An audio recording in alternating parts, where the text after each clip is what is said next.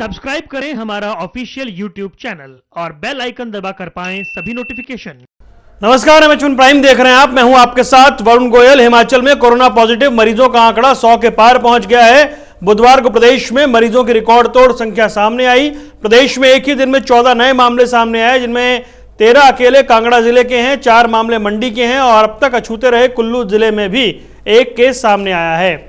सोलन से 5, कांगड़ा से 6 नए केस सामने आए। इसके बाद प्रदेश में कुल संक्रमितों की तादाद 121 हो गई है, जिनमें से 61 केस एक्टिव हैं। उधर मुख्यमंत्री जयराम ठाकुर ने प्रदेश की जनता को संबोधित करते हुए कहा कि कोरोना मरीजों की बढ़ती संख्या को देखते हुए प्रदेश में टेस्टिंग की प्रक्रिया बढ़ाई जाएगी।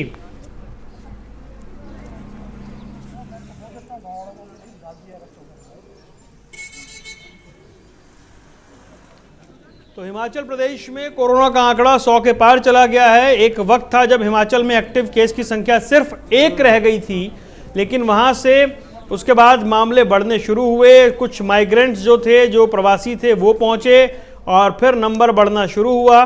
देखते देखते आंकड़ा 100 के पार पहुंच गया। हालांकि इसमें एक्टिव केस की संख्या 100 नहीं है, वो संख्या कम है, लेकिन लगातार सामने आ रहे मामले के बाद अब प्रदेश के मुख्यमंत्री जयराम ठाकुर भी कह रहे हैं कि प्रदेश में टेस्टिंग जो है उस प्रक्रिया को बढ़ाया जाएगा। शिमला की तस्वीरें आप देख रहे हैं। ये वो रिज मैदान है जो सैलानियों से भरा रहता था। पूरी तरह सन्नाटा यहां पर पसरा हुआ है। अब तक 121 संक्रमित मामले सामने आए हैं। प्रदेश में इस वक्त कोरोना के एक्टिव केस 61 हैं।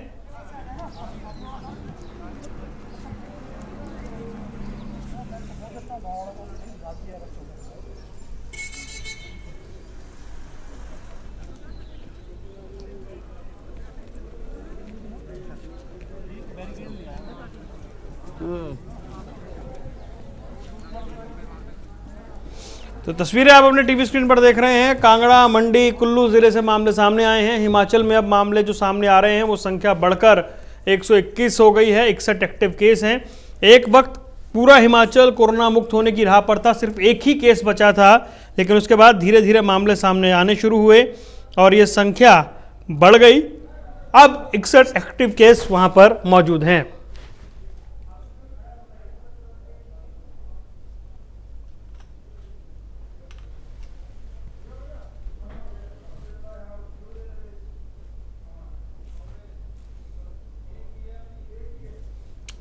कांग्रेस के नेता नरेश चौहान हमारे साथ जुड़े हैं फिलहाल। नरेश जी, आपका स्वागत है। सबसे पहले हम आपसे जानना चाहेंगे कि अभी हिमाचल प्रदेश की जो स्थिति है और राज्यों के मुकाबले अभी तक हिमाचल को काफी सेफ माना जा रहा है। अभी मौजूदा स्थिति से क्या आप संतुष्ट हैं या फिर आप कहेंगे कि अभी कोशिशें कैसी हैं? नहीं, देखिए, अभी जो आज तक जो स्थिति है हिमाचल प्रदेश में 112 के करीब जो है केसेस हुए हैं टोटल अभी तक। और जहां तक डेथ्स की बात है, 3 डेथ्स अभी तक हिमाचल प्रदेश में जो है कोरोना की वजह से हुई है। लेकिन हमारा जो केसेस बढ़े हैं हिमाचल प्रदेश में, जब से हमारे जो लोग स्टूडेंट्स थे या काम करने वाले लोग थे जो राज्य से बाहर दूसरे राज्यों में रहते थे, जब से हमने उनकी वापसी शुरू की है, तब से ये केसेस बढ़े हैं। और एक ऐसा टाइम आ गया था जब हिमाचल प्रदेश जो है बिल्कुल नील हो चुका था और केसेस, एक्टिव केसेस खत्म हो रहे थे। लेकिन जब से ये लोगों की, अपने जो स्टूडेंट्स हैं, काम करने वाले लोग हैं, जो काफी संख्या में थे, तकरीबन 2 लाख के करीब लोगों ने अप्लाई किया था, उनमें से काफी लोगों ने प्रदेश के अंदर जब आए हैं, उसकी वजह से कुछ केसेस जो है इन दिनों, पिछले दिनों जो है हिमाचल प्रदेश में बढ़े हैं। लेकिन इसके बावजूद भी हमारी जो स्थिति है, अगर हम दूसरे राज्यों से कंपेयर करें तो बेहतर है। लेकिन ये जरूर है कि जो तैयारियां हैं वो अब ये संभावना है कि आगे कुछ केसेस और बढ़ेंगे। तो हमारी जो तैयारियां हैं उस हिसाब से सरकार की होनी चाहिए कि किस प्रकार से जो लोग आए, आप बताइए, आप क्या सजेशन देंगे सरकार को, इस वक्त क्या होना चाहिए? देखिए, हमसे थोड़ी सी गलती पहले हुई है। फर्स्ट राउंड में जो हमने लोगों को एंटर करने की जो इजाजत दी थी, पासेज अलाउ किए थे, तो एक दिन के अंदर हिमाचल प्रदेश में तकरीबन 23,000 से 25,000 के लोग जो है, करीब लोग हिमाचल प्रदेश में एंटर किए थे, जिसमें मैक्सिमम डिस्ट्रिक्ट ऊना और डिस्ट्रिक्ट कांगड़ा में थे। वो हमारी थोड़ी सी गलती रही, तैयारियां ठीक नहीं थी और एकदम लोगों का बहुत ज्यादा रश हो गया और उसकी वजह से थोड़ी दिक्कत आई। लेकिन उसके बाद अगले 1 हफ्ते में सरकार ने इसको चेंज किया है और पासेस को गैप के हिसाब से इश्यूज कर रहे हैं। और अब जो है जहां भी एंट्री पॉइंट्स है वहां पर कोशिश ये रही है कि मेडिकल ट्रीटमेंट हो रहा है, होम क्वारंटाइन हो रहे हैं लोग, जो रेड जोन से आए हैं उनको इंस्टीट्यूशनल क्वारंटाइन किया जा रहा है, जो ग्रीन जोन से आए हैं वो होम क्वारंटाइन हो रहे हैं, उनका देखभाल किया जा रहा है, पुलिस की निगरानी हो रही है। तो ये चीजें अगर पहले राउंड में हो जाती तो मैं समझता हूं कि वो लोगों के बीच तक जो थे, जो पॉजिटिव केसेस थे, वो लोगों के बीच ना जा पाते और वहीं आइडेंटिफाई हो जाते और वहीं से उनको होम क्वारंटाइन किया जाता। लेकिन फर्स्ट राउंड में वो लोग जरूर घरों को भेजे गए और उनकी वजह से नंबर ऑफ केसेस बढ़े हैं। और ये ठीक है कि सरकार, हिमाचल प्रदेश के सीएम ने ये कहा है कि टेस्टिंग की प्रक्रिया को बढ़ाया जाएगा। आपके हिसाब से क्या कुछ स्टेप और होने चाहिए? बिल्कुल डेफिनेटली, जैसे जैसे टेस्ट बढ़ेंगे नंबर ऑफ केसेस बढ़ रहे हैं, ये पूरे देश में ये चीज देखने को मिली है। जब टेस्ट बढ़े हैं तब नंबर ऑफ केसेस भी बढ़े हैं, तो ये बढ़ाने चाहिए थे। हमें पूरा समय मिला था 2 महीने का कि हमको हर सरकारों को अपनी तैयारी कर लेनी चाहिए थी कि कहाँ पर हम सेंटर्स बनाएंगे, कितने हमारे आइसोलेशन वार्ड्स बनेंगे, कितने आईसीयूज होंगे, कितने स्टाफ होंगे, कैसे हम इसको मैनेज करेंगे। उसमें थोड़ी सी जल्दबाजी नहीं कर पाए, लेकिन मैं समझता हूँ कि अब इस पे काम चल रहा है और पूरी सतर्कता के साथ करने की आवश्यकता है। तो इसी तरह इसमें जो है कंट्रोल किया जा सकता है। क्योंकि अगर हम देखें नरेश जी, तो अभी जो नॉर्थ के स्टेट हैं उसमें हिमाचल की स्थिति अभी भी हम कह सकते हैं कि काफी सुरक्षित है। जी नहीं, बिल्कुल डेफिनेटली नंबर ऑफ, हमारा पिछला महीना जो था, पहले जो 40 दिन थे बहुत अच्छे रहे, बहुत ही कम केसेस थे हमारे। अब केसेस बढ़े हैं। कल हमारा सबसे हाईएस्ट नंबर रहा है, 16 केसेस कल आए। और जो भी केसेस आ रहे हैं ये वही लोग हैं जो दूसरे राज्यों से आ रहे हैं, तो दिल्ली से आ रहा है या बॉम्बे से आ रहे हैं या अहमदाबाद से आ रहे हैं, जो भी राज्यों से बाहर लोग थे जब वो एंटर कर रहे हैं वही केसेस आ रहे हैं। तो अब ये मेडिकल चेकअप हो रहा है, लेकिन अगर इसमें टेस्टिंग की रफ्तार बढ़ाई जाएगी तो केसेस आइडेंटिफाई हो जाएंगे। अगर हम केस को आइडेंटिफाई करते हैं तो वो मास लोगों के बीच नहीं जाएंगे और उनको उसी प्रकार से जो है वहीं ट्रीट किया जा सकता है। तो ये एक बीजेपी से गणेश दत्त जी हमारे साथ जुड़ गए। सर मैं लौटूंगा आपके पास। गणेश जी बहुत बहुत स्वागत है आपका। अभी जो स्थिति है, जो एकदम से केसेस बढ़े हैं, ऐसे में आप क्या मान रहे हैं? क्योंकि अभी नरेश जी कह रहे हैं कि हाँ स्थिति तो बेहतर है लेकिन कुछ गलतियां हुई हैं शुरू में। देखिए ऐसा है कि नरेश जी क्योंकि विपक्ष के नेता है, उनका गलतियां निकालना उनका काम है। लेकिन जहां तक हिमाचल प्रदेश की बात है और दूसरे प्रदेशों की बात है, तो हिमाचल प्रदेश में जो व्यवस्थाएं यहाँ पर की गई हैं, सरकार की तैयारियां पूरी तरह से चाक चौबंद यहाँ पर की गई हैं और किसी प्रकार की कोई ढील यहाँ पर नहीं है। और सरकार, हमारी मुख्यमंत्री जी और हमारी पार्टी के सभी लोग रात दिन इसी काम में लगे हुए हैं और हमारा लक्ष्य है कि हिमाचल कोरोना फ्री रहे। लेकिन वो पिछले महीने एक बार कोरोना फ्री हो भी गया था।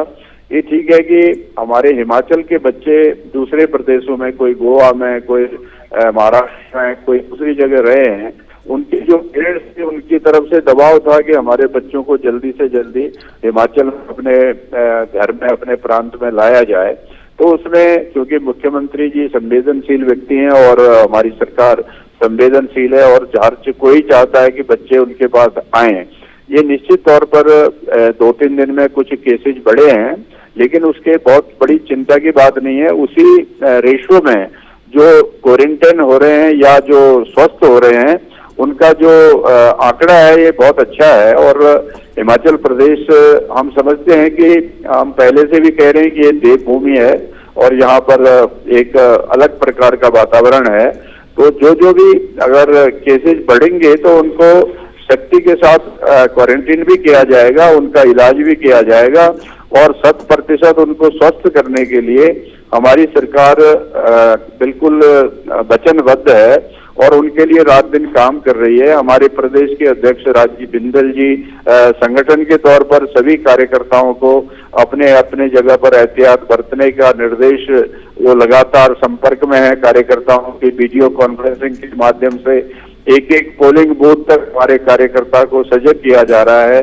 और कोरोना के लिए जो प्रधानमंत्री जी ने शुरू से ही निर्देश दिए हैं कि जो सावधानी हटी दुर्घटना घटी और 2 गज या 1 गज की जो है दूरी बनाए रखें, मास्क का इस्तेमाल करें, सैनिटाइजर का इस्तेमाल करें, और जो भी वहां से दिशा निर्देश आ रहे हैं, ठीक है गणेश उसका जी, पालन कर रहे हैं। हमारे आपकी सारी बात राष्ट्रीय मैंने अध्यक्ष सुनी, लेकिन नरेश जी का भी जो बात कह रहे हैं वो भी हम सुन लेते हैं। नरेश जी, गणेश जी का कहना है कि देवभूमि में आपने भी माना कि स्थिति बहुत बेहतर है, अब क्योंकि केसेस एकदम से आए हैं तो क्या अब कुछ रैपिड लेवल पे होना चाहिए? देखिए, हमको इसके लिए बिल्कुल तैयार रहना चाहिए। नंबर ऑफ केसेस बढ़ रहे हैं, पिछले 5-7 दिनों से केसेस में इंक्रीज हुआ है और आज सबसे हाईएस्ट गया है, 16 केसेस एक दिन के अंदर आए हैं। जहां तक सवाल किया कि हमारी सरकार ने, हिमाचल प्रदेश ने केवल जो भारत सरकार की मिनिस्ट्री ऑफ होम अफेयर्स की जो गाइडलाइंस थी उसी को फॉलो किया, अपने कोई भी फैसले उन्होंने नहीं लिए, सिर्फ उसी को फॉलो करते रहे। लेकिन अब मैं ये समझता हूं कि समय के साथ जैसे टाइम बढ़ रहा है, जैसे पब्लिक ट्रांसपोर्ट्स को थोड़ा खोलना चाहिए, ग्रीन एरियाज हैं, जो ग्रीन जोन्स थे उसमें पब्लिक ट्रांसपोर्ट की वजह से लोगों को काफ़ी परेशानी हो रही है, और कुछ ऑफिसेज में काम होना चाहिए, पब्लिक डीलिंग होनी चाहिए। और इसके अलावा जो कुछ 2-3 चीज़ों में जो देखने में आई है 2-3 दिनों में कि विजिलेंस इंक्वायरीज शुरू हो गई है, सरकार को विजिलेंस इंक्वायरीज करानी पड़ी। ये बड़ा दुर्भाग्यपूर्ण है कि ऐसे टाइम में जो सैनिटाइजर की जो परचेज हुई, या एक और कल एक मामला आया है कि किस प्रकार डायरेक्टरेट ऑफ हेल्थ में जो ये आजकल सारा पूरा फोकस जो है परचेजिंग पे हो रहा है, मास्क खरीदे जा रहे हैं, सैनिटाइजर खरीदे जा रहे हैं, पीपीज खरीदी जा रही है, उसमें जो सामने आए हैं मामले, ये बहुत ही गंभीर बात हुई है हिमाचल प्रदेश में कि दोनों तरह ये देखने में आया कि किस प्रकार से आज एक रिकॉर्डिंग निकली है बाहर, ऑडियो निकली है कि किस प्रकार उसमें लेन देन की बात हो रही है। और गणेश जी, लेन देन की बात हो रही है, ये मामले सामने आ रहे हैं क्या?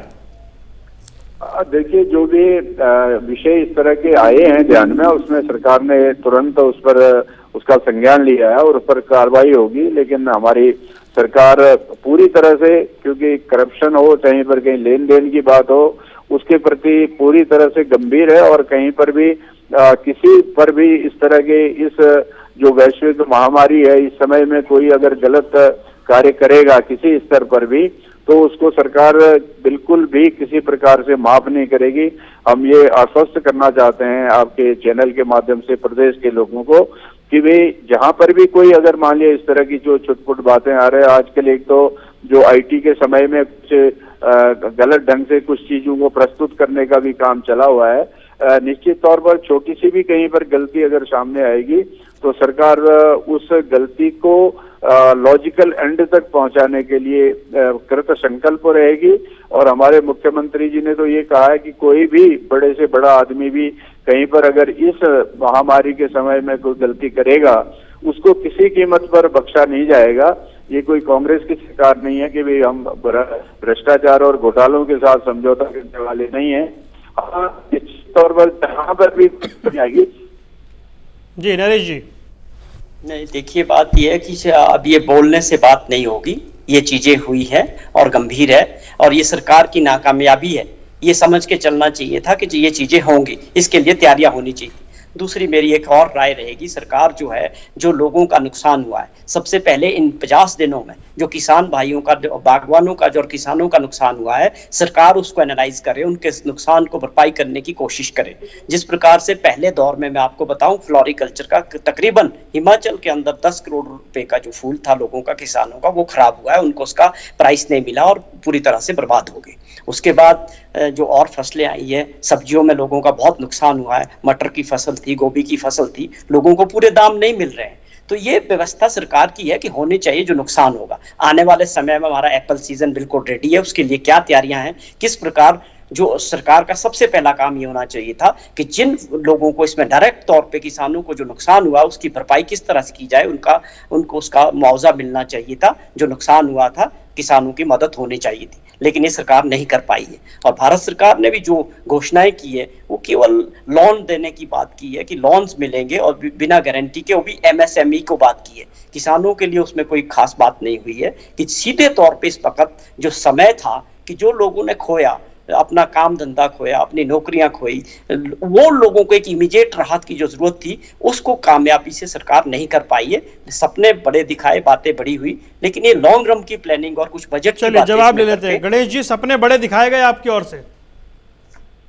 नहीं, सपने वाली बात नहीं है, क्योंकि प्रधानमंत्री जी ने 20 लाख करोड़ का जो पैकेज जारी किया है वो एक ऐतिहासिक है और शायद भारत के इतिहास में पहली बार इतना बड़ा पैकेज, उसमें गांव है, किसान है, बेरोजगार हैं और खास करके किसानों की बात अभी हमारे मित्र ने कही है। हमारी सरकार पूरी तरह से जहां किसानों की उपज का उनको ठीक मूल्य मिले और आगे आने वाले समय जिस तरह से सेब की बागवानी का और उनके क्रय विक्रय का जो विषय है उस पर भी सरकार अभी से ग्राउंड वर्क तैयार कर रही है और किसानों को कोई समस्या ना आए उसके बारे में चिंतित है। और जो प्रधानमंत्री जी ने, मैंने कहा कि 20 लाख करोड़ का जो पैकेज उन्होंने जारी किया है, इसके रिजल्ट्स आगे आने वाले समय में देखने को मिलेंगे तुरंत और कांग्रेस पार्टी को थोड़ा सा अभी सब्र करना चाहिए। नहीं गणेश जी, सवाल एक ये है कि हिमाचल वापस से पटरी पर आए। गणेश जी हिमाचल वापस पटरी पर आए, सारी चीजें ट्रैक पर आए, उसके लिए क्या मुकम्मल तैयारियां नजर आ रही हैं? निश्चित तौर पर जैसे ट्रांसपोर्टेशन की बात आई है, एक कैबिनेट सब कमेटी की मीटिंग कल ही हुई है और उन्होंने एक सहमति जाहिर की है कि इंटर और इंटर डिस्ट्रिक्ट में पहले जो ट्रांसपोर्ट बस सर्विस जो है और गाड़ियां जो है शुरू की जाएं और उसमें थोड़ा सा देखना पड़ेगा क्योंकि एक तरफ तो हमको जो अपने लोगों को भी बचाना है और दूसरी तरफ जो लोगों को जन सुविधाएं भी उपलब्ध करनी है, तो इसके लिए हर प्रकार का एक प्रिकॉशन और ध्यान रखने की आवश्यकता है क्योंकि एकाएक भीड़ बढ़ेगी तो निश्चित तौर पर इस बीमारी की भी जो नंबर्स हैं, संख्या बढ़ने की संभावना हो सकती है। वैसे भी WHO ने आशंका प्रकट की है और हमारे देश के जो वैज्ञानिक हैं, चिकित्सक हैं, उन्होंने कहा है कि ये मई जून में ये कोरोना वायरस जो है काफी तेजी के साथ बढ़ सकता है। तो हम सभी लोगों को संयम बरत करके इस सरकार का जो एक योजना है उसमें भागीदार बन करके उसमें सहयोग करने की आवश्यकता है। चलिए अब मैं जरा कंक्लूसिव 2-3 बातें लेता हूं। नरेश जी, अभी आप सरकार से क्या चाहते हैं? हिमाचल में सरकार को क्या करना चाहिए? देखिए, मैं समझता हूं सबसे पहले जो पब्लिक ट्रांसपोर्ट कुछ खोलना चाहिए, जिस तरह भी वो सेफ्टी के साथ हो सकता है, नॉर्म्स के साथ हो सकता है, कितने लोग एक बस में सफर करेंगे और उसका क्या स्वरूप रहेगा, सरकार को इस पे काम करना चाहिए। दूसरी बात सबसे बड़ी इंपॉर्टेंट है कि जो किसानों की जो खासतौर पे जो नुकसान हुए हैं उसका आंकलन जो है सरकार को करवाना चाहिए और उनकी मदद करनी चाहिए, क्योंकि अगर हमारा किसान और बागवान डूब जाएगा तो बहुत दिक्कत आ जाएगी आने वाले समय। तीसरी बात यह है कि जो इन्होंने इंडस्ट्रीज को खोलने की बात की, दूसरे सेक्टर्स को खोलने की बात की है, जो माइग्रेंट लेबरर्स थे वो अपने घर जाने के लिए बहुत उत्सुक है और काफी चले गए और बाकी लोग जाना चाह रहे हैं। अगर वो इस समय सब लोग वापस चले जाएंगे तो हमारा आने वाला समय जो है 6-8 महीने के लिए बड़ी दिक्कत वाला होने वाला है। वही बात हिमाचल में भी होगी। सरकार को इसके लिए भी बड़े विशेष कदम उठाने की जरूरत है, उन लोगों के साथ विश्वास बनाने की जरूरत है, उनकी जो दिक्कतें हैं उसको दूर करने की जरूरत है, उनको राशन की जरूरत है या उनको हेल्प की जरूरत है और उनको एक ये आने वाले समय के लिए एक बहुत बड़ी चिंता का विषय हो सकता है, चाहे इंडस्ट्रीज की बात हो, चाहे दूसरे सेक्टर्स की बात हो, चाहे एग्रीकल्चर सेक्टर्स की बात हो। बिना श्रमिक के कोई भी काम आगे नहीं बढ़ सकता। सरकार को इसको प्राथमिकता से देखने की जरूरत है। गणेश जी, ये जो सुझाव है इन पर आपका क्या कहना है?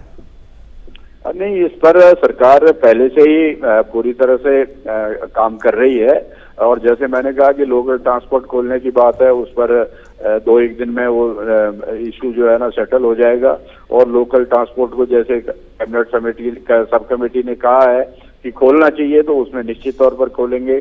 और जून में स्कूल और कॉलेजेस और यूनिवर्सिटी का भी जो बच्चों की पढ़ाई का भी अर्जा हो रहा है उसमें भी सारी चीजों को ध्यान में रखते हुए उसको भी करेंगे।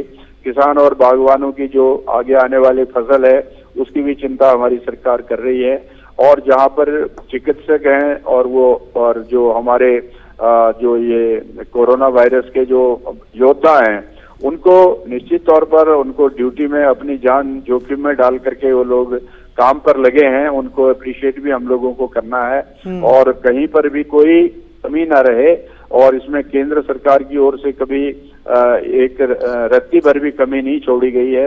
उन्होंने कहा कि जो जो भी आवश्यकताएं प्रदेश को चाहिए होंगी वो करेंगे। मुख्यमंत्री रात दिन जो है ना सारी स्थिति को रिव्यू करने में लगे रहते हैं, रात दिन चिंता करते हैं, वीडियो कॉन्फ्रेंसिंग के माध्यम से रात को 2-2 बजे भी कॉल अटेंड कर रहे हैं। उसी तरह से पार्टी के सभी लोग भी हमारे बिल्कुल निचले स्तर तक कोई भूखा न सोए, भूख की चिंता भी हो रही है, माइग्रेंट लेबर को अपने घरों तक भी ले जाने की हो रही है, जो हमारे बच्चे बाहर फंसे हैं उनको लाने की भी चिंता है। ठीक है सर, इसलिए इसमें सब लोगों को सहयोग करने की आवश्यकता है। और हम उम्मीद करते हैं सर कि बहुत जल्दी हिमाचल जो है वो वापस से उस 0 डिजिट पर पहुंचेगा। हिमाचल सबसे पहले सबसे जल्द उत्तर भारत के राज्यों में कोरोना मुक्त हो, ऐसे उम्मीद करते हैं। आप दोनों का जुड़ने के लिए सर माफी चाहता हूं नरेश जी, अब वक्त की कमी है, फिर चर्चा करेंगे आगे जब चीजें और आगे डेवलप होंगी। नरेश जी आपका, गणेश जी आपका जुड़ने के लिए बहुत बहुत शुक्रिया, नमस्कार। तो आज बात की हमने हिमाचल की, कल कोई और राज्य, कोई और जिला, कोई और शहर, उसमें कोरोना की स्थिति समझेंगे। फिलहाल दीजिए इजाजत, नमस्कार।